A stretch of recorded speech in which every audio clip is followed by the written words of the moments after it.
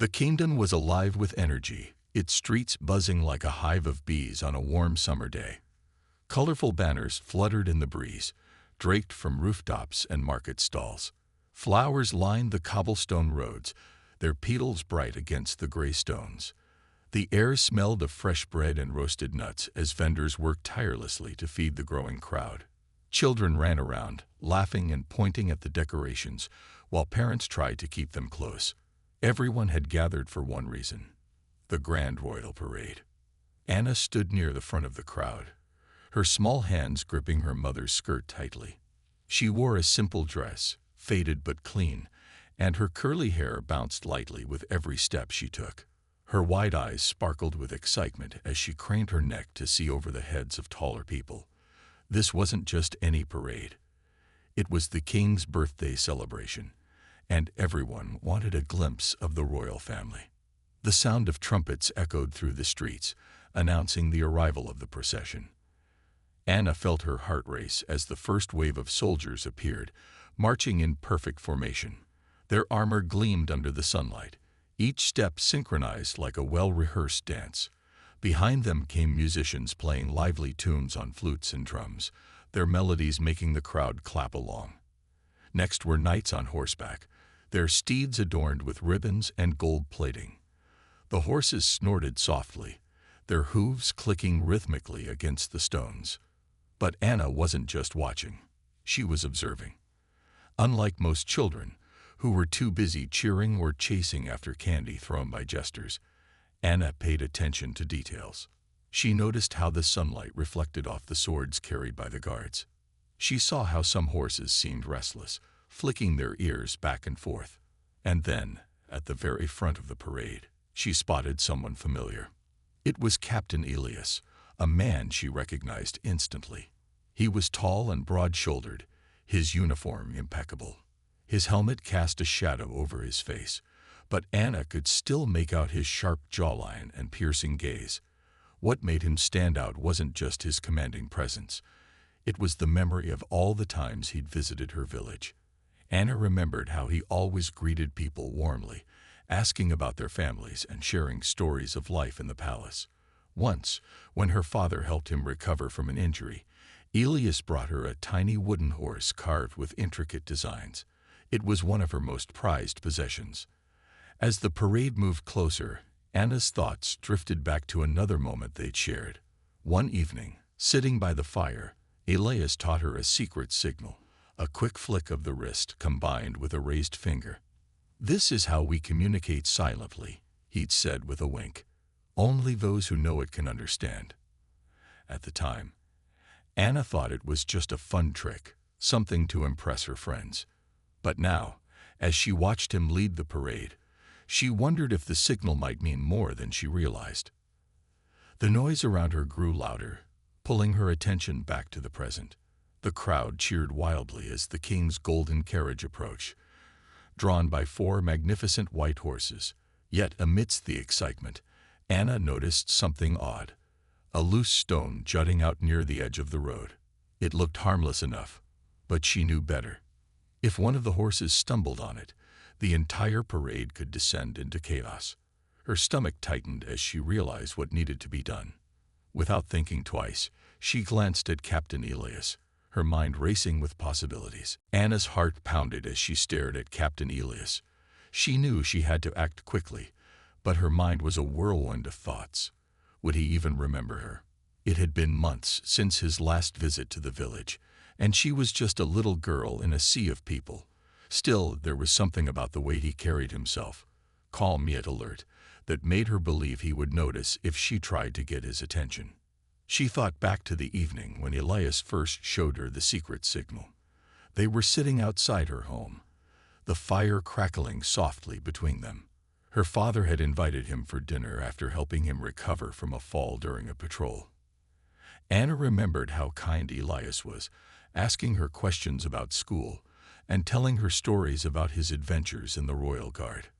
When the conversation turned to his duties, he leaned forward with a mischievous grin and said, "Want to learn something only soldiers know?" He demonstrated the signal, a quick flick of the wrist followed by raising 2 fingers slightly apart. "This means stop or danger," he explained. "We use it when we can't speak aloud." Anna practiced it until she got it right, giggling every time she messed up. Elias laughed too, ruffling her hair before saying, "Now you're officially part of the team." That memory gave Anna courage. Taking a deep breath, she raised her hand slightly, mimicking the motion Elias had taught her. To anyone else, it might have looked like an innocent wave, but she hoped he'd recognize it. As soon as she did, her stomach churned with nerves. What if he didn't see it? Or worse, what if he saw it but didn't understand why she was using it? Her fears melted away when Elias's head snapped toward her.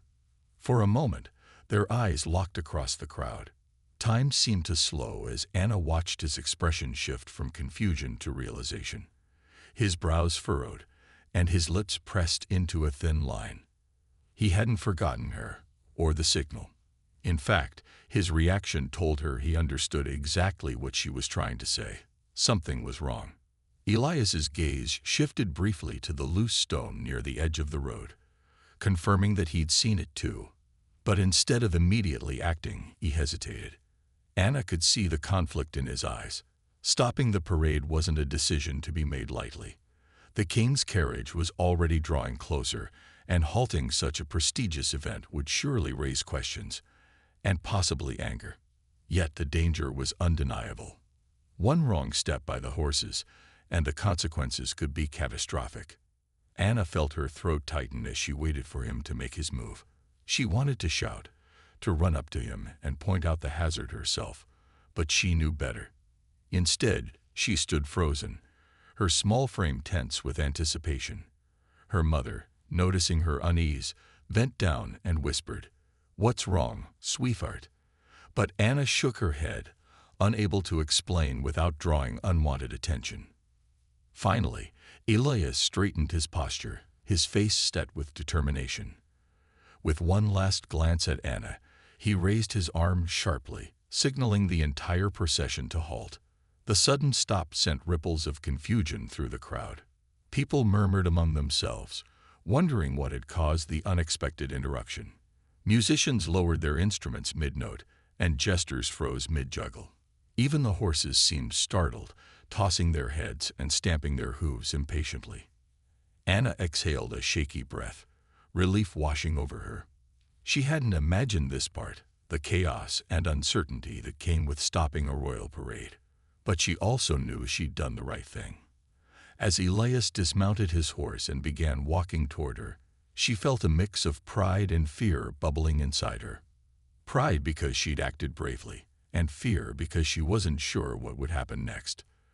All she could do now was wait and hope that her actions would be understood and appreciated. As the years rolled on, Anna's influence only grew stronger, her legacy woven into the fabric of the kingdom. She became a symbol of hope and resilience, proof that even the smallest actions could ripple outward and change countless lives.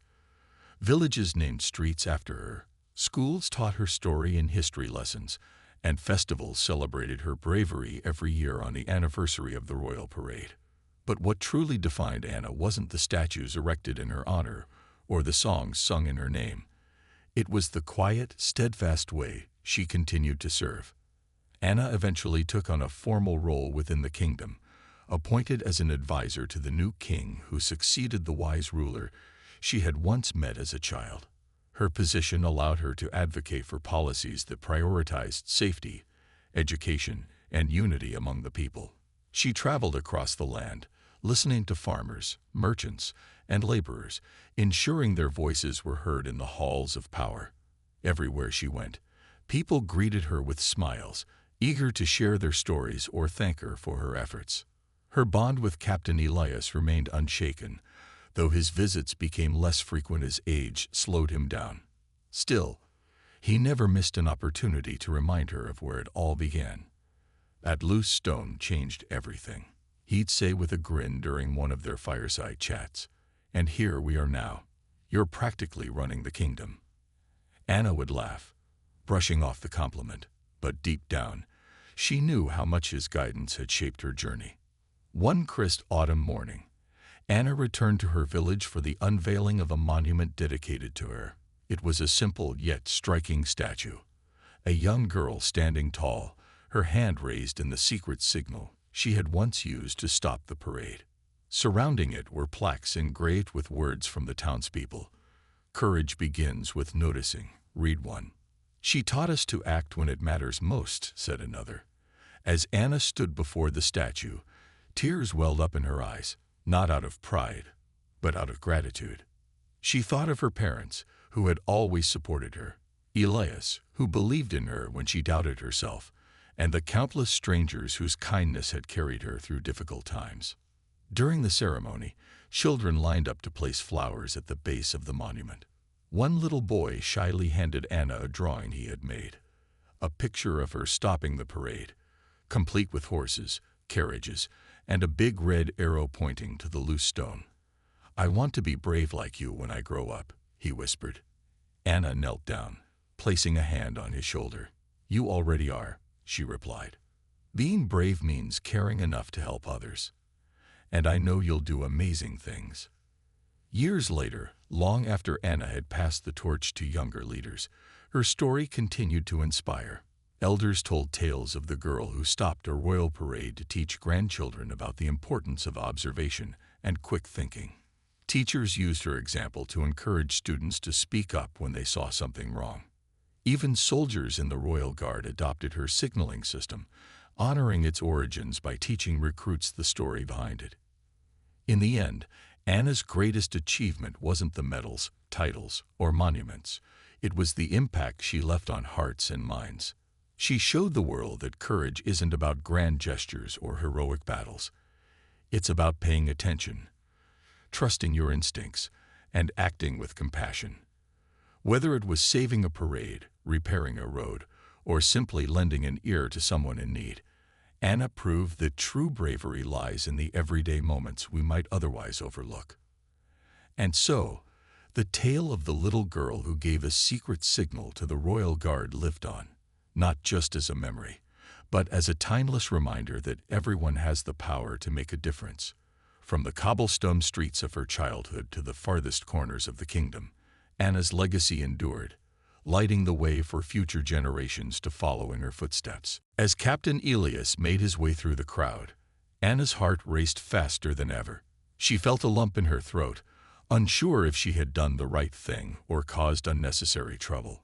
The murmurs around her grew louder, and people craned their necks to see what was happening. Some looked annoyed, while others seemed curious. A few even muttered about how disrespectful it was to interrupt the king's parade. Anna clutched her mother's dress tightly, her knuckles turning white. Elias moved with purpose, his boots clicking against the cobblestones as he approached. His expression was serious, but there was a flicker of curiosity in his eyes. When he finally reached Anna, he knelt down so they were at eye level. For a moment, he simply stared at her, studying her face as if trying to place where he knew her from. Then recognition dawned on him. "Anna," he asked softly, his voice cutting through the noise of the crowd. Anna nodded shyly, her cheeks flushing red. She wanted to speak, to explain everything, but the words caught in her throat.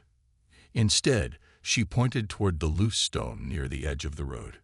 Elias followed her finger, his sharp gaze landing on the hazard immediately. He stepped closer to inspect it, crouching down to get a better look. Sure enough, the stone was precariously balanced, its edges uneven and jagged. One wrong step by the horses, and it could easily have sent them into a panic. Straightening up, Elias turned back to Anna, his expression softening. "You saw this?" he asked, his tone gentle but filled with urgency. Anna nodded again, finding her voice just enough to whisper, "Yes, sir. I thought it might hurt the horses." Elias let out a slow breath, glancing back at the halted parade. The king's golden carriage was only a few feet away, its ornate wheels gleaming under the sunlight. The horses pulling it shifted restlessly, their ears twitching at the unfamiliar pause in movement. Elias knew that if he hadn't stopped the procession, the consequences could have been disastrous. A spooked horse could overturn the carriage, injure bystanders, or worse. Anna's quick thinking had likely prevented a catastrophe. For a brief moment, Elias allowed himself to marvel at the little girl before him. She was small and unassuming, yet she had noticed something no one else, including him, had caught. It wasn't just luck. It was her keen observation and courage that had made all the difference. He placed a hand on her shoulder, giving it a reassuring squeeze. "You did well," he said firmly, his voice carrying both gratitude and admiration. "Very well." The tension in Anna's body eased slightly, though she still felt nervous. What would happen now? Would the king be angry? Would people scold her for causing such a disruption? Her mind raced with questions, but Elias's calm demeanor helped steady her nerves.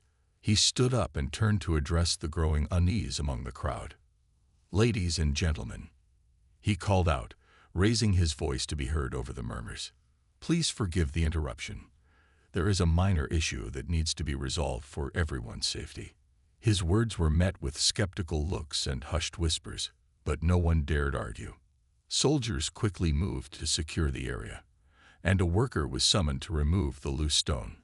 Meanwhile, Anna remained rooted to the spot, her mother squeezing her hand reassuringly. People nearby began piecing together what had happened, pointing at Anna and whispering to each other. Some smiled approvingly, while others simply shook their heads in disbelief. Despite the mixed reactions, Anna couldn't help but feel a tiny spark of pride. She had acted when it mattered most, even if it meant breaking the flow of the grand parade. As the commotion settled and the stone was safely removed, Elias returned to Anna's side. Leaning down once more, he spoke quietly so only she could hear. "Stay here for a moment," he instructed. "I need to explain this to the king." Anna swallowed hard, nodding silently. She watched as he strode back toward the royal carriage, his steps confident despite the weight of the situation. Though the danger had passed, the day was far from over. Little did Anna know, her bravery was about to earn her more attention than she ever imagined, and change the way people saw her forever. Years passed, and Anna grew into a young woman, her childhood bravery becoming the foundation for an extraordinary life. The little girl who once stopped a royal parade had transformed into someone respected far beyond her village. Her name was spoken with admiration in marketplaces, schools, and even council chambers. Yet despite her growing fame, Anna remained humble, always remembering the lessons she'd learned from Captain Elias and the king. Elias, now older but still as dedicated to his duties, continued to mentor her. Their bond had deepened over the years, evolving into a partnership of mutual respect and trust. He often joked that she was more observant than half the soldiers in the Royal Guard combined. "You've got eyes like a hawk," he'd say with a chuckle. But beneath the humor was genuine pride. Anna wasn't just his protégée. She was a testament to the idea that courage and wisdom could come from anyone, no matter their age or background. Anna's reputation reached new heights when she began organizing community projects aimed at improving safety throughout the kingdom. Inspired by the loose stone incident, she rallied volunteers to inspect roads, repair bridges, and clear paths prone to accidents. She also introduced simple signaling systems in villages, teaching people how to communicate silently during emergencies. These initiatives not only saved lives, but also fostered a sense of unity among the townsfolk. They saw Anna not as a distant hero, but as one of them, a leader who cared deeply about their well-being. The king, now advanced in years, often invited Anna to the palace to discuss her work. During these meetings, he marveled at her ability to inspire others. "You remind me of myself when I was younger," he admitted one evening as they strolled through the palace gardens. "Except you're wiser, I think." Anna laughed softly, shaking her head. "I'm just doing what feels right, Your Majesty." "You underestimate yourself," the king replied, his voice carrying both warmth and conviction. "Leadership isn't about titles or crowns. It's about action. And you, my dear, lead with your heart." As time went on, Anna became known as the guardian of the kingdom, a title bestowed upon her not by decree but by the people themselves. Stories of her deeds spread far and wide. How she led rescue efforts after a flood destroyed several villages, how she negotiated peace between rival farmers over land disputes, and how she stood up against corrupt officials exploiting the poor. Each story added to her legacy, yet Anna never sought recognition for herself. Her focus remained on helping others, guided by the values instilled in her from a young age. One day, as Anna walked through her village, she noticed children gathered around a storyteller. The man held a small wooden carving of a girl holding a signal in the air, recounting the tale of how she stopped the royal parade. The children listened with wide eyes, hanging on to every word. When the story ended, one boy raised his hand and asked, "Is it true? Did she really do all that?" Before the storyteller could answer, Anna stepped forward, smiling warmly. "It's true," she said, kneeling down to meet the children's gaze. "But remember, the real hero is anyone who notices something wrong and tries to fix it. That's what being brave means." The children erupted into cheers, clamoring to touch the medal she still wore proudly on special occasions. For Anna, moments like these were worth more than any accolade. Seeing the spark of inspiration in their eyes reminded her why she continued to serve, to show others that they too could make a difference. Though her life was busy, Anna always found time to visit Elias, now retired and living quietly near the forest edge. Together, they would sit by the fire, sharing stories of old adventures and planning new ones. One evening, as they watched the stars twinkle above, Elias placed a hand on hers. "You've done well, Anna," he said softly. "Better than I ever imagined." Anna smiled, her heart full. "I couldn't have done it without you," she replied, "or without that little signal you taught me." Elias chuckled, his eyes twinkling with nostalgia. "A small gesture, but look where it's taken you." Indeed, that single act of courage had shaped her entire life. Anna knew her journey was far from over, but she faced the future with confidence, ready to inspire generations to come. The days following the parade felt like a whirlwind for Anna. News of her bravery spread quickly, not just through the village, but across the entire kingdom.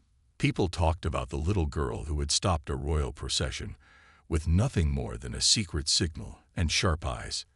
Merchants began naming their goods after her: Anna's courage candies, Braveheart bread, and bards composed songs celebrating her quick thinking.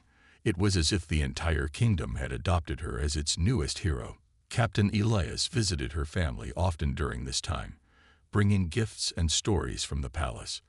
He seemed proud of Anna in a way that went beyond duty. It was personal, almost like she had become an honorary member of his regiment. During one visit, he brought her a small wooden chest filled with tiny figurines of knights and horses. "For strategy practice," he joked, winking at her. But when he saw the seriousness in her eyes as she arranged the pieces on the floor, he realized she was already thinking ahead. "You've got a good head on your shoulders," Elias said, sitting cross-legged beside her. "And I think it's time you learn more than just signals." He pulled out a folded piece of parchment and spread it open. It was a map of the kingdom, marked with routes, landmarks, and even potential hazards. "Every guard needs to know the land they're protecting. What do you say? Ready to learn?" Anna nodded eagerly, her earlier shyness melting away under his encouragement. Over the weeks, Elias taught her how to read maps, recognize warning signs in different terrains, and even anticipate problems before they happened. These lessons weren't just playful distractions. They were real skills meant to sharpen her mind and prepare her for challenges she might face in life. Her parents watched with pride as their daughter grew more confident, her curiosity blossoming into something extraordinary.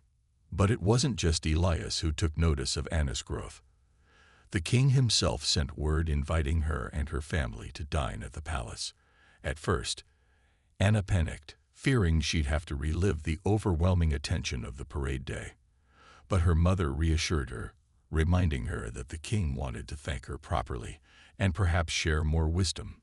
The night of the banquet arrived, and Anna wore her best dress, the Medal of Valor pinned neatly over her heart. Walking into the grand hall, she felt tiny beneath the towering ceilings and sparkling chandeliers. Servants bustled around carrying platters of roasted meats, steaming soups, and desserts piled high with fruits and cream. The king greeted them warmly, seating Anna at a table near his own.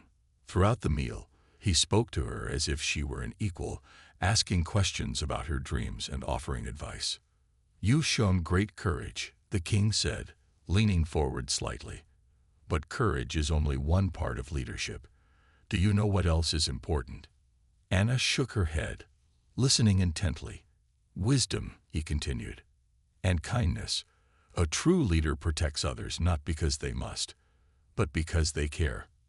Remember that, Anna." By the end of the evening, Anna left the palace feeling lighter, as though a weight had been lifted off her shoulders. She realized that being brave didn't mean she had to carry everything alone. It meant knowing when to ask for help and trusting those around her.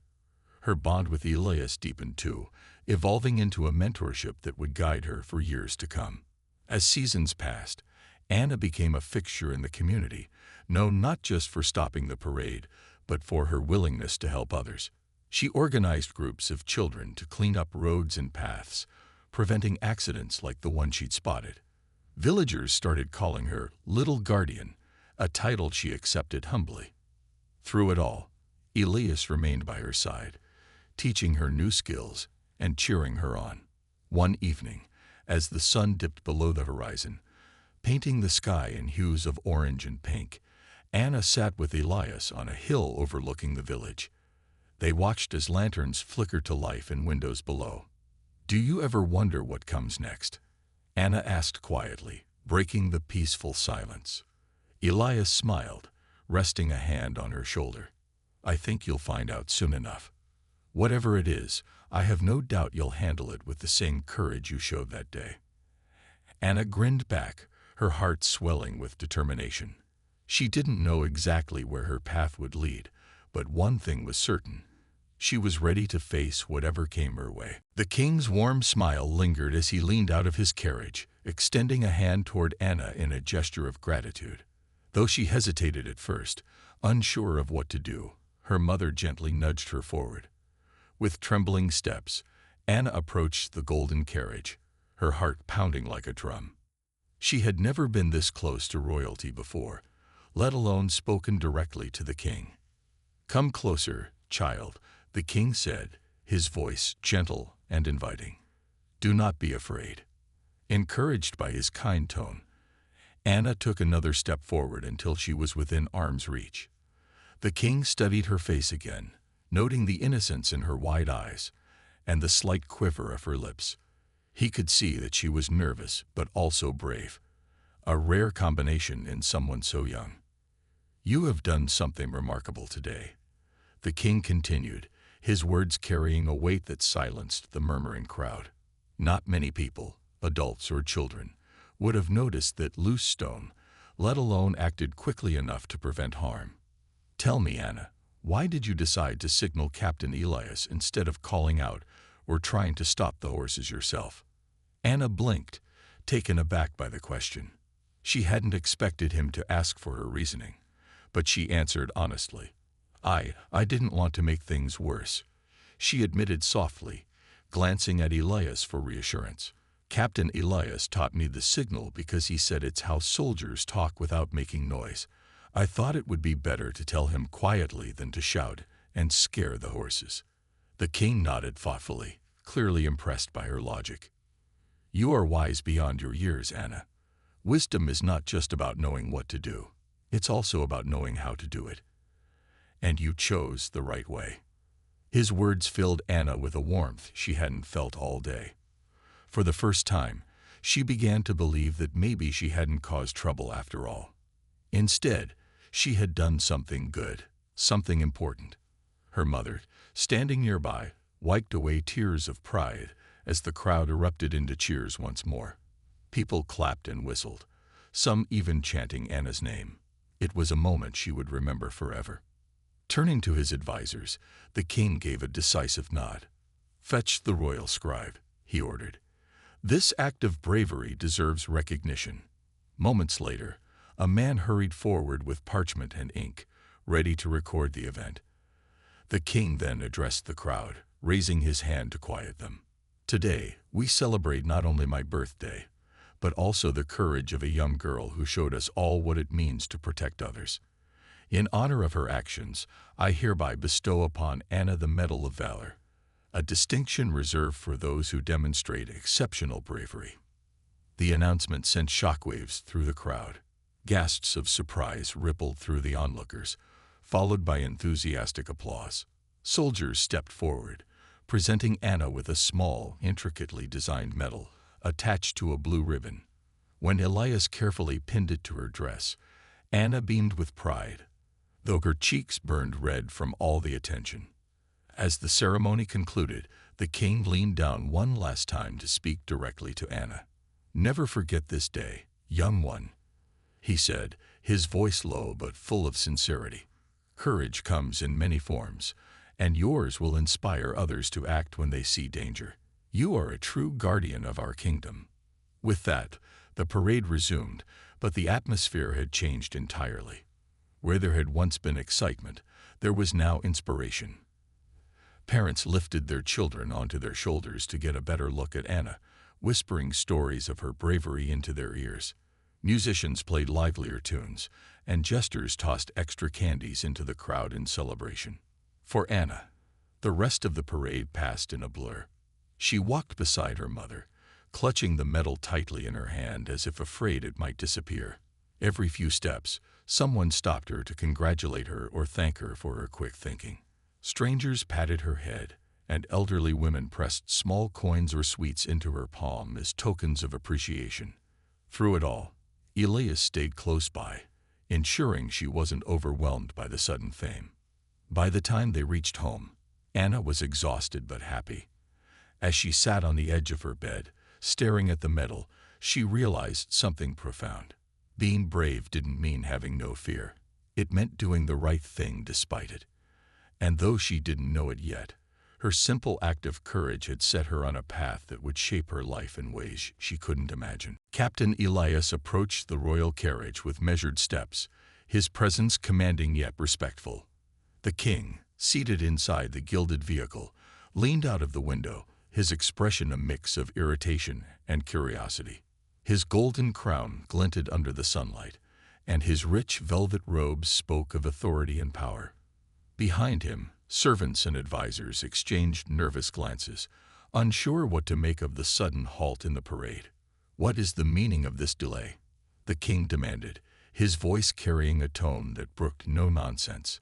His piercing gaze locked onto Elias, who bowed deeply before responding. "Your Majesty, I apologize for the interruption, but there was an imminent danger that required immediate attention." The king raised an eyebrow, clearly unimpressed. Danger? What kind of danger could possibly justify halting my procession? He glanced around at the crowd, some of whom were growing restless. A few had begun to grumble about the inconvenience, while children tugged at their parents' sleeves, eager for the spectacle to continue. Elias gestured toward the spot where the loose stone had been removed. "A loose cobblestone near the edge of the road posed a significant risk, Your Majesty. If one of the horses had stepped on it, they could have stumbled or bolted, potentially causing chaos. Given the weight of your carriage and the proximity of the crowd, the consequences could have been severe." The king frowned, leaning further out of the window to inspect the area. Sure enough, he noticed the slight indentation in the road where the stone had been. Though it seemed minor now, he understood the potential for disaster. Still, halting the entire parade was no small matter. "And how did you come to notice this hazard?" he asked, his tone softening slightly but still laced with skepticism. Elias hesitated for a moment, choosing his words carefully. "It was brought to my attention by a young girl in the crowd, Your Majesty. She signaled me using a gesture I once taught her, a silent signal used among soldiers to indicate danger." The king's eyes widened in surprise. "A child? Are you certain she wasn't mistaken?" "Absolutely certain," Elias replied without hesitation. Her observation was precise, and her timing impeccable. Had she not acted, we might be facing a very different situation right now. Intrigued, the king sat back in his seat, stroking his beard thoughtfully. "Bring her to me," he commanded. "I wish to meet this girl who has shown such vigilance." Elias nodded and turned to fetch Anna, leaving the king and his entourage whispering among themselves. Some were skeptical, dismissing the idea of a child playing a role in something so important. Others, however, were impressed by the story, murmuring about the bravery and quick thinking it must have taken. When Elias returned with Anna by his side, the crowd parted to let them through. Anna walked slowly, her small hand clasped tightly in her mother's. Her heart thudded in her chest as all eyes turned toward her. She felt exposed and vulnerable, like a tiny bird caught in a storm. But Elias's reassuring presence gave her strength, and she forced herself to keep moving forward. As they reached the royal carriage, Elias gently nudged her forward. "This is Anna, Your Majesty," he said, bowing again. "She is the one who noticed the hazard and alerted me." The king studied her intently, taking in her simple dress and wide, nervous eyes. For a moment, he said nothing, allowing the silence to stretch. Anna swallowed hard, fighting the urge to look away. Finally, the king broke into a warm smile. "You have done your kingdom a great service today, young lady," he said, his voice kind and approving. "Tell me, how did you know to warn Captain Elias?" Anna glanced up at Elias briefly before answering. He taught me a secret signal once," she stammered, her voice barely above a whisper. "I saw the stone and thought it might hurt the horses, so I used the signal to tell him." The king chuckled softly, clearly amused by her honesty. "Well, it seems your sharp eyes and quick thinking saved us all from potential harm. You are braver than many grown men I know." The crowd erupted into applause, cheering for Anna as if she were a hero. Her face flushed crimson, and she ducked her head shyly, clutching her mother's hand even tighter. For the first time that day, she allowed herself to feel a flicker of pride. Little did she know, this moment would mark the beginning of something extraordinary, a legacy of courage that would inspire countless others in the years to come.